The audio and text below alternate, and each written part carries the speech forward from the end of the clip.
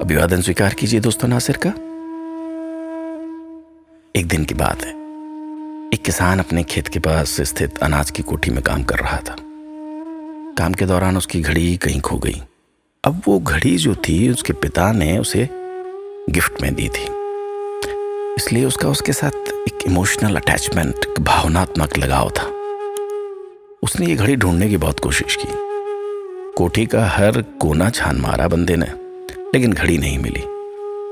हताश होकर वो कोठी से बाहर आ गया। वहां उसने देखा कि कुछ बच्चे खेल रहे हैं। उसने सोचा चलो बच्चों को इस काम में लगा दिया जाए। उसने बच्चों को पास बुलाया और बोला कि मेरे पिता ने मुझे एक घड़ी दी थी, जो भी घड़ी को ढूंढ कर लाएगा उसको मैं इनाम दूंगा।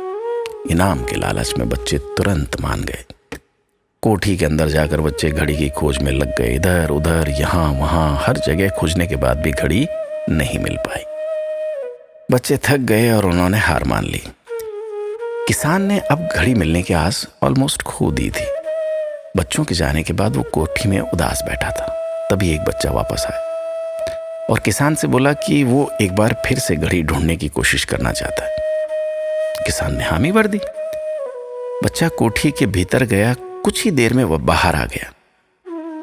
उसके हाथ में किसान की घड़ी थी। जब किसान ने वो घड़ी देखी तो बहुत खुश हुआ, लेकिन उसे आश्चर्य इस बात पर हुआ कि इतने सारे बच्चे, मैं खुद उसे ढूंढने में नाकामयाब रहा, फिर उसने कैसे ढूंढ ली।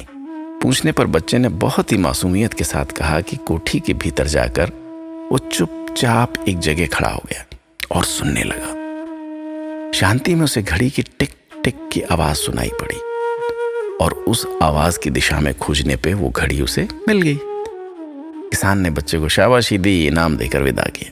दोस्तों, शांति हमारे मन और मस्तिष्क को एकाग्र करती है और ये एकाग्र मन जीवन की दिशा निर्धारित करने में सहायक है। इसलिए दिन भर में कुछ समय हमें अवश्य निकालना चाहिए कि जब हम शांति से बैठकर मनन कर सकें, वरना शोरगुल भरी इस दुनिया में हम उलझ कर रह जाएंगे। हम कभी ना खुद को जान पाएंगे न मन को, बस दुनिया की भेड़ चाल में चलते चले जाएंगे। जब आँख खुलेगी तो बस पछतावा होगा कि जिंदगी की ये दिशा हमने कैसे निर्धारित कर ली।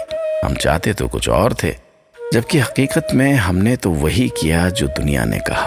अपने मन की बात सुनने का तो हमने समय ही नहीं निकाला। सो वक्त निकालिए, सोचिए, मनन कीजिए, चिंतन कीजिए और अपना ख्याल रखिए।